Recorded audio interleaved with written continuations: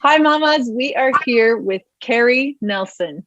She is a USA Today bestselling author, and she has been a mentor, a writing coach for over 10 years and teaches a variety of online workshops featuring publishing tips and productivity methods. After owning and operating 4 successful at-home businesses and writing over 27 novels, whew, that's a lot of novels, Kerri. Kerri put her entrepreneurial skills to work by creating Work at Home Mom Academy. Her hope is to expand her reach to women seeking a career change and their dream job. Here you'll find access to private coaching and premium programs. Kerri holds multiple degrees and is a certified life coach who specializes in many personal and business coaching methods. Some of her specialties are cognitive behavioral therapy, and she is a say that for me. Neurolinguistics practitioner, stress and anxiety management, and advanced hypnotherapy. Wow, Kerri, that is quite the life you've got there. That's amazing. I'm an overachiever. I love that. Thanks for being here with us today. And we are so excited to learn more about how we can be a mompreneur and have that mompreneur magic. Can you tell us, what is mompreneur magic? Tell us about it. Yeah, my pleasure. So I've actually been a mompreneur, so work at home mom, although I want to say all moms work from home because just being a mom means you have a job. Unfortunately, we don't always get paid what we're worth. As a work at home mom, I always like to joke and say we get paid in hugs and kisses. So that's pretty good.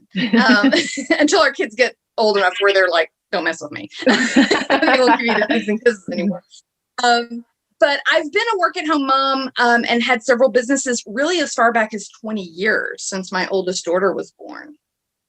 And so I've done a lot of things over the last 20 years. But what I figured out about 12 years ago when I had my second daughter was there's got to be some formula to this, right? Where you can, spend time with your kids, do all the things that you want to do as a mom, be with your kids, but also still have a successful business that helps support the family and makes you feel good and creates the kind of success that you want to feel, right? Without having to leave the home.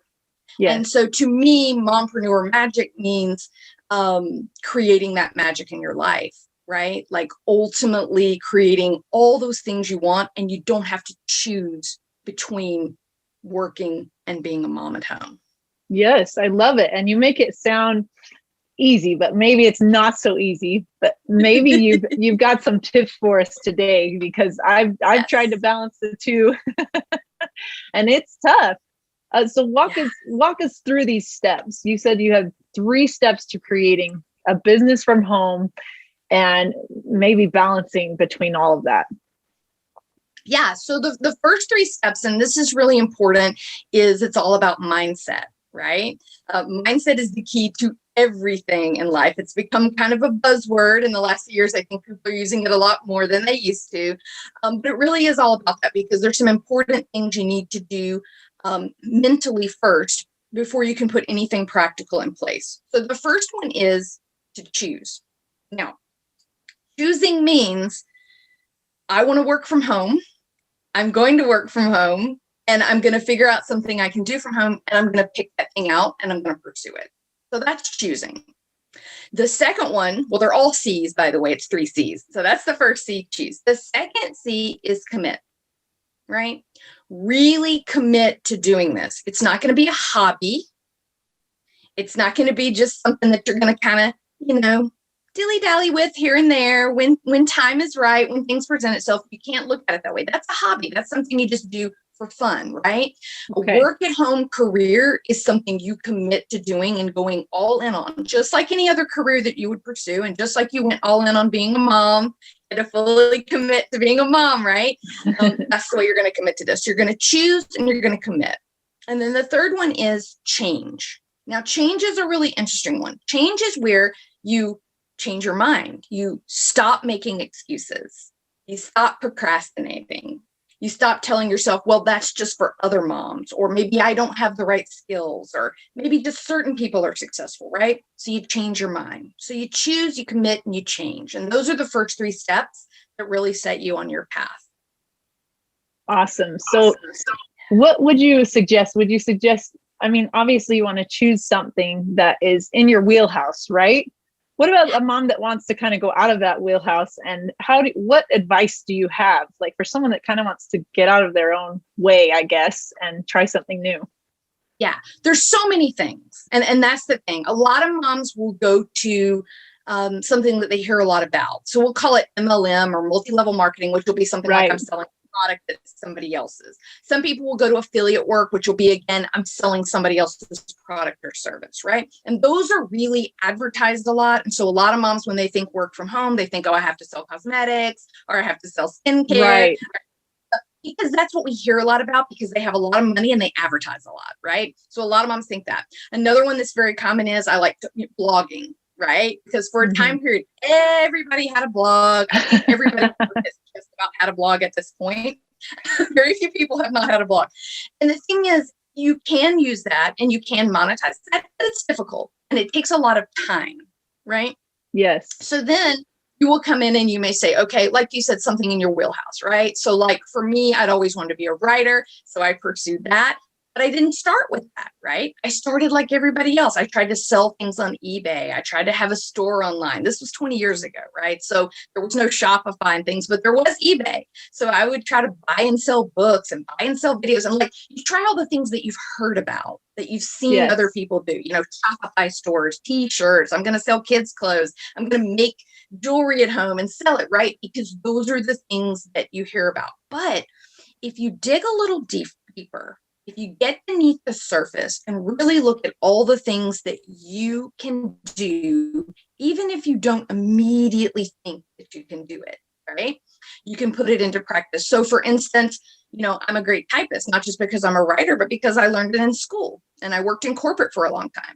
So you can go and be a transcriptionist. A lot of people don't even realize you can do that. And you can make it fun. You can create a closed caption for movies. You know how you see those on movies and TV shows? Yes. That's actually kind of fun. You get to watch things and type, right? And you can make a lot of money doing that. So there's certain skills like that you may have like just underneath the level down that you didn't even realize you could make money doing. But then the other thing is, what if I want to go completely outside that, right? What if I want to do something completely different? I don't want to do anything I've ever heard about. Well, you can always get certified. And there's a lot of programs you can get certified in and then go to work for that company. So that would be something like coaching or consulting. There's all sorts of online products you can create. And by that, I don't mean physical products. I mean digital products, right? Some of the things that you know how to do that you take for granted are things that other people would pay for. I remember buying a potty training online digital course back when I had my second child and she refused to be potty trained. And even though I'd already raised a child and thought I knew what I was doing, the second child was completely different. She wasn't falling for it, right? So I remember buying an online digital course like that. And it was just a regular mom who had created it. And she had some great tips and tricks, right? So there's always things you can do that you may not even think of. So it's all about getting all the information and really getting somebody who can help guide you through different options. So that's what I would say. Yes, I love that. Thank you. Because I think a lot of the times we just see like, oh, this really popular MLM, people are making money doing this. But I think if you, like you said, if you kind of dig down and go, what do I really like? And then try and perfect those skills and then try a little harder that way, I think you'd enjoy what you're doing a lot more. So I want to talk about juggling everything. Okay. So working from home and having this mompreneur magic, having that perfect balance. How do you do it? How do you juggle your kids, your schedule, your business, and how do you find the time to do everything? Yeah. So I actually have a book, a little ebook. I think we're going to give it away as a free gift to people. It's actually called Finding the Time, which it's actually geared a little bit towards writers. And you don't have to be a writer. That was just one direction I went. But the book is actually interesting. And the concepts apply to lots of other things too. And the trap that we fall into as humans, not just as moms, but as humans, is I don't have the time. There's not enough time in the day. Right? Those are the things we say all the time, right? And what it boils down to is if it's something we really want, we can make the time. right? If there's something you really want, if you want to sit down and you want to binge watch, I would never do that. If you want to binge watch an entire TV series, you will find the time to do it somehow. Those 5 or 6 hours have magically appeared, right? If it's something you want. So finding time is all about, again, the choice of what you want to do and not looking at it as a hobby, actually looking at it as a career.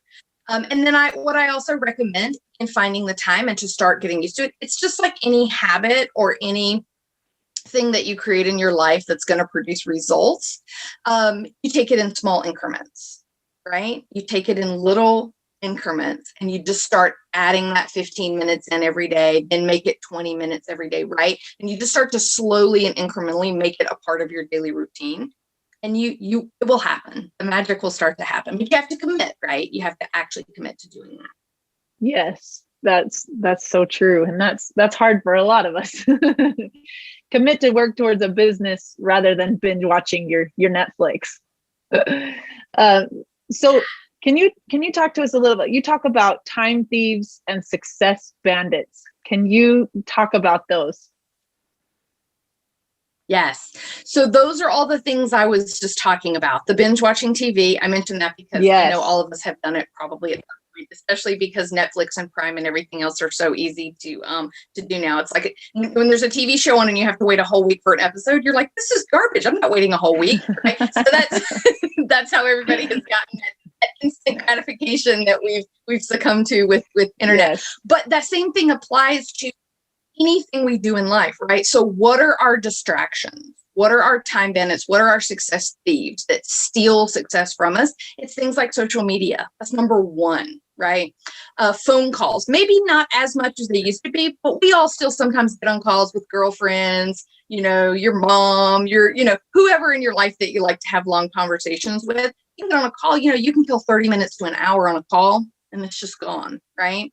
Right.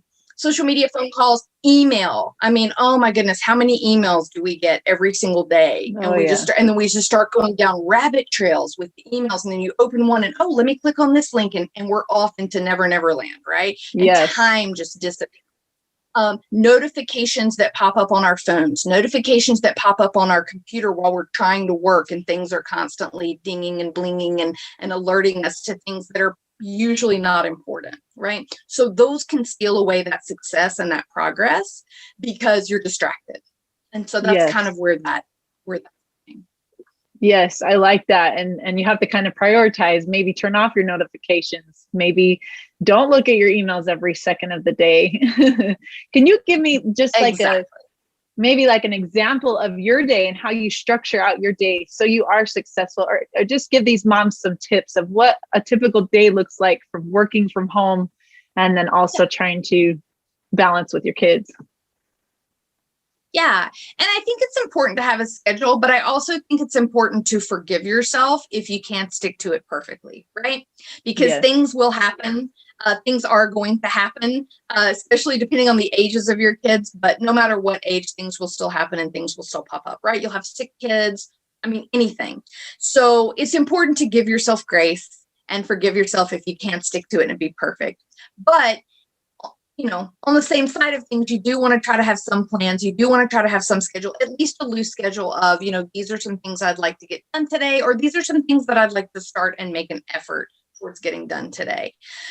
So I use a thing called a focus list, and a focus list is something I do. So every morning I get up and I just pick 3 things I want to get done today. And the key to the focus list is keep them small. You don't want to say, I'm going to write an entire book today. That's not realistic. Right? That will disappoint. You will be disappointed at the end of the day. Right? But if you say, I'm going to write 1,000 words, 1,000 words is not very much on a page, right? It's just a couple of pages, and maybe it's not that much. But set a goal that's small that there's a good chance I can complete that today, and that's what I'm going to strive for, right? So that's one thing. And another thing, maybe, maybe it's not something fun. Maybe it's something reality, like I'm going to clean the one bathroom today or both bathrooms today. If you really want to get, to it, right? You'll set that as a second goal because you can make that happen if you want to.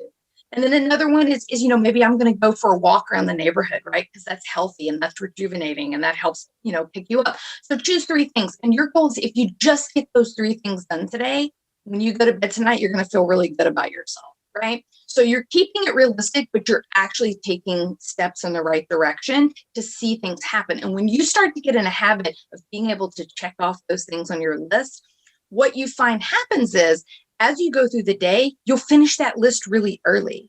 And so you can make a second list.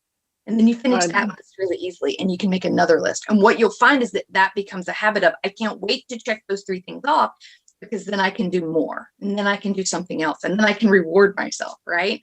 So really keeping your goals small at first and not creating such a structured schedule that at the end of the day, you're disappointed in yourself, right? And then you go to bed saying, I wish I had done more. And then it just carries over into the next day.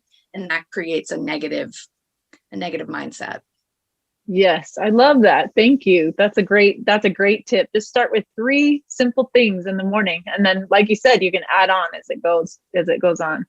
Exactly. So the topic of our mom conference this year is Confessions of an Imperfect Mother.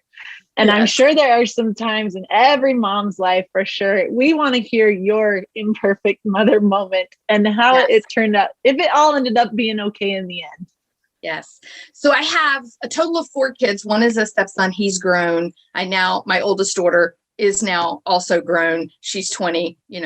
Obviously I started at an extremely young age having children. So I have a 20-year-old, and then I have an elementary and a middle school. So I have kids ranging in age actually from 11 to 30. My stepson is actually grown. He's 30. So I've had all ages living in the house at any given time. I had at one time a newborn all the way up to, a 17-year-old, right? So like I've had every age group. So I've dealt with every possible scenario and interacting and screaming and yelling and fighting and, then everybody crying at the same time and everybody sick at the same time. And if there's any scenario you can think of, especially with my 2 little ones who were less than 2 years apart, I've dealt with it, right? So I totally get it. Being a mom is no joke, right? Being a mom to more than 1 kid is definitely no joke, right?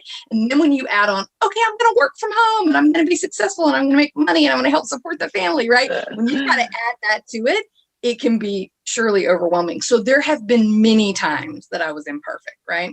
I had a toddler who, my next to the youngest child, was an insomniac. Like, she was a toddler who would not sleep. Oh. And I would find myself up at 1 a.m., 2 a.m., 3 a.m. every night. And I would just feel terrible and I would complain about it. And this is terrible. And what am I going to do? And I'm dragging.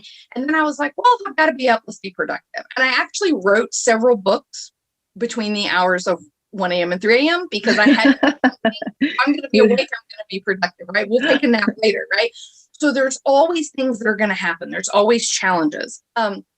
Imperfect stories, my gosh, we don't have enough time for me to tell you all the imperfect stories. But one thing I can tell you is that I have created and sold and started and stopped tons of different businesses, right? And it doesn't mean that you're a failure because something doesn't reach the success level that you want. And it doesn't mean that you can't do it. It just means either it wasn't the right fit for you or it wasn't the right time. That's really all that means. It doesn't mean that you're not good, and it doesn't mean that you won't ever see success, right? It's taken me a long time to figure out exactly what I want to do and exactly what I want to do right now, because what I did 20 years ago or 12 years ago or even 2 years ago have changed and grown and become a whole different thing, right? And I used to do the jobs, and now I coach moms how to figure out what they want to do. So I've actually completely changed to the other side of what I was doing. And so you're going to make mistakes and you're going to have bad days, and you're going to have days where you're like, why can't I just take a sick day? Everybody else in here gets a sick day. But it doesn't happen for moms. But you're going to have that. And no matter what happens, you just have to remember it's not forever. It's not permanent. And you will look back on those times and go, oh my gosh, that was so crazy. I didn't sleep for 6 months, but look, I wrote all these books are insane, but that's okay. People still bought them. So there's always somebody out there who, is there to support you and there to love you and there to tell you that it's going to be okay. And so if I can be that for just one person to tell you no matter how bad you think you did, no matter how much of a failure you feel like on a particular day, you're not. It's just that day. You're going to be okay. No, I love that. Thank you so much. I think every mom needs to hear that. I needed to hear that today myself.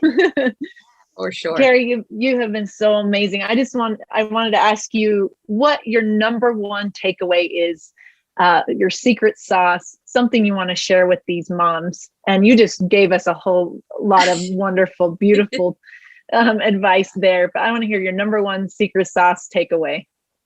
My number one secret sauce would be just make the decision to do it and do it, right? Just taking that first step.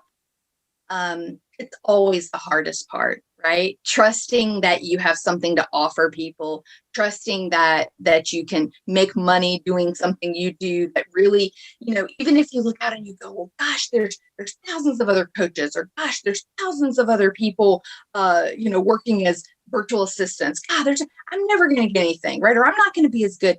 You're going to be the right person for the right situation that no one else is going to be the right person for, right?